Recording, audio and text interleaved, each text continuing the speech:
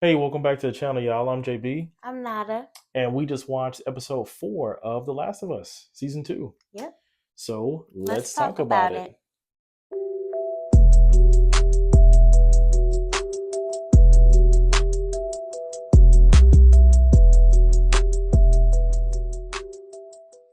All right. Before we get into episode 4, go ahead, stop, subscribe to our channel. Make sure you like this video and you hit the bell for notifications so you know every single time we upload a new video. Every time. Okay? Okay. All right, but we're in episode 4. So, one, let's just point out, didn't we find out that there's only going to be 7 episodes? It's only 7, y'all. So What? so we passed the halfway point. What? 7? Yeah, not even 8. Like, the too short normal now is 8. Mm-hmm. 10, if you get 10 episodes in a show, you're doing something, Yeah, okay? that's okay. But 7? Nah, that feels cheap. I feel like I'm being cheated Mm-hmm. already. Anyway, so yes, we're halfway through the season now, and we got a couple of things kind of happening in this episode. Like, what did you think of the episode overall? I liked it. I think it just kind of expanded on what we've been going with so far. Ever since episode 2, when we had like the horde and everything, it's kind of sort of died down. We got a little bit of action, but it was kind of a mix of some action with some story development. Yeah, I think it was a good mix of both. I Mhm. think the um zombies, whatever, what are they? Infected. Yes, the infected. I think that we saw a lot of them this Mhm. episode. The whole Mhm. subway train like Sequence. scene That was nice. was really good. Mhm. Do they gross y'all out? They gross me out so much, especially the ones that's got like all the little thing that spread out. But Ugh. you know what? They say something about the cosmetics of the I mean, people they who do doing the their cosmetic. job. Yeah. They're doing their job, Yeah. okay? Prosthetic work, all of that. There you go. Prosthetics. Mm-hmm. Yeah. But But yeah. so I mean, I feel like this episode pretty much like blossoms around a couple of things. We're looking at the relationship between Ellie and Dina. That's getting a little bit deeper. Mm-hmm. We're looking at you know, her finding out, or sorry, Ellie finding out that Dina is pregnant. Y'all, I called that last week. He did. I I called kind of feel that. like it's a cheating call because you knew she was pregnant, I couldn't remember. but it was in your brain It was somewhere. no, it was how she threw up. It But I'm was I saying just it was a memory of yours it could have been. It could have been. that just was recalled when she threw It up. just felt like when she threw up, I was like, she said, I normally don't see this type of stuff and I get grossed out by it. And I'm like, okay, you're I pregnant. guess I'll give it to you, even though you already knew. That's crazy. But yeah, she's pregnant. So how is that going to affect everything now? I mean, we see a little bit of it because like Ellie is nervous about Dina doing stuff and going to inspect things. So of course now it's like, well, is she going to be more cautious? Because I mean, she was pretty about it before. So Ellie's doing what Joel used to do. Like Joel would like do this whole "I'll protect you, Ellie," and now Ellie's doing the whole "I'll protect you, Dina." Like, you know what I mean?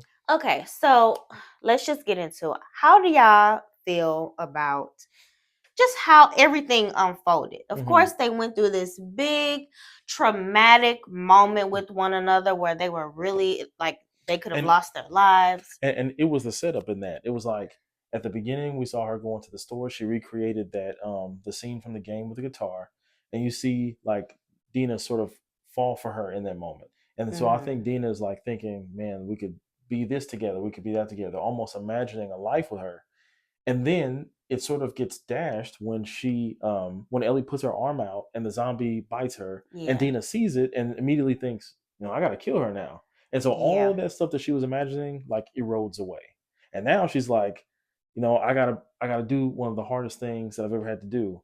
And then for Ellie to like get her to believe her in that moment and saying, So hey, well, wait. Let's I'm go back. infected. So when you see Dina having like coming to the realization that you just got bit, I'm gonna have to kill you.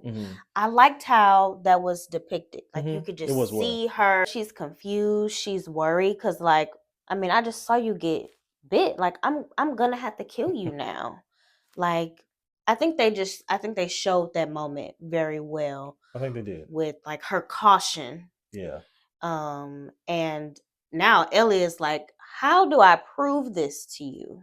Which, y'all, I don't know if like in the moment another person would suddenly, from never hearing it before, never knowing someone that was immune, never knowing that could even happen, that someone would be open enough to believe that. But I can sort of let it go because of how much she loves Ellie and how much she doesn't want to do this. I think that she could not necessarily believe it, but want to give her a chance. Yeah. So the whole like, well, you sit over there and you go to sleep and, keep the gun pointed or whatever. Wait a minute, no.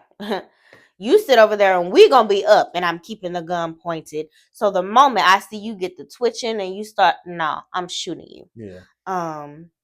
But she does it, wakes up in the morning and she sees, like she ain't changed. She didn't change. And so then it goes from that to go ahead. I was gonna mention after that point, why didn't Dina be like, oh my God, bitch, you immune? Well, yeah, so that's what I was about to say. Because they jumped just from her seeing like, oh, you didn't change, to Dina blurting out, I'm pregnant. And then they start having sex. And nobody has a conversation about how this girl is immune. I don't know. It don't even come up. Even after they get done having sex, they just talking about that little magical fairy tale family that they trying to have. Yeah. It's something about like maybe the emotions got to them because maybe they thought they were going to lose each other. Like Dina thought she had to kill Ellie. I'm sort of reaching here, but Dina thought she had to kill Ellie, then realized, oh my God, I'm not gonna have to kill her. We still have a chance for this, and like overwhelming emotions. I don't know. No. You're immune to this thing that has been just killing people off for years and years and years. 20 years. And you're able to withstand it. And we're not gonna have a conversation about it. We're just talking about how me, you, and Jesse are all gonna have to watch a baby or raise a baby. What? That just didn't click for me. Yeah. So I wasn't really sold on the moment. I'm all for like them being in love and like raising realizing a baby and how stuff, much they want to be with each other. But it just skipped over the main thing, which is you're immune. And that's huge. Yeah. But they talking about raising a family together and stuff now. It just felt weird. We got some background about Isaac and who he is and how he became part of the Wolves. Because he used to be Fedra. Yeah. And then he killed his old Fedra team with them grenades. That was kind of funny. And then he joined the Wolves. So that's how he's been with them ever since. The leader, right? Yeah. And like, they give us that scene where he was torturing that Seraphite. And you see it all in the trailers because they show it in the trailers for season 2. So showing that, like seeing that whole scene, it was a really, really powerful scene from both sides because both sides think that they're right. Neither one wants to back down. And then you see him like using his torture tactics. He's like using fancy cookware to like burn them, and that was intense. But what's crazy is just as intense as he was to them, the Seraphite literally put his hand out. He's Come like, on, give it to me. He's like, go ahead. He's like, I believe in my cause. Like you might as well go ahead and keep burning me. And like it almost defeated the weight of the torture. It no longer felt like it was hurting him really because he just put his hand out and was like, I'll just keep doing it. Because I'm not gonna say anything. I'm not gonna tell you no information. So he just ended up killing him. Isaac ended up killing the prisoner. Think for me, because I don't know much about the Seraphites and like all of that, they mentioned it in the last episode with the little girl and her dad. And you like know she's this prophet or whatever. But this is a cult. This is a full-fledged cult. And we get to see some of that in that moment. Yeah. You get to see it with the bodies that were like hanging, and you see both sides of the Seraphites because in the last episode they depicted them as these people who were like peaceful people who are running from the wolves. Mm-hmm. And now you kind of see they are also savage too. Yeah. They are also like, because last episode it paints a picture of the wolves when they killed all the Seraphites. We were like, oh my god, dang, they were just trying to escape. Nah, bro, the Seraphites were hanging people and their intestines were hanging out. I was like, damn, like, sorry, that's okay. Excuse me, y'all. Their intestines were hanging out, and I'm like, they not playing either. Do y'all ever stay and watch like the behind the scenes thing? Yeah, because it's after every episode. Yeah, and there were like actual people hanging. Oh, hanging, yeah. That was which I thought was cool. They were like, no, they felt like they needed the actual body there. I'm like, oh, that was kind of cool. That really says something to like how real they want the show to look. Like, yeah, this is a TV show, but like you need to hang real people. I mean, I don't know. That's crazy. I thought that was kind of cool. Mm-hmm. But yeah, so it's like, well, dang, we get to see like Ellie and Dina are showing up in the middle of a full-fledged war. Mm-hmm. How in the world? Because they're just looking for Abby and her team, And they heard somebody say something about Nora. Yeah. So they were going to try to get to them, and that's how they got mixed up in anything. But like, how are they going to actually get to these people and not get killed?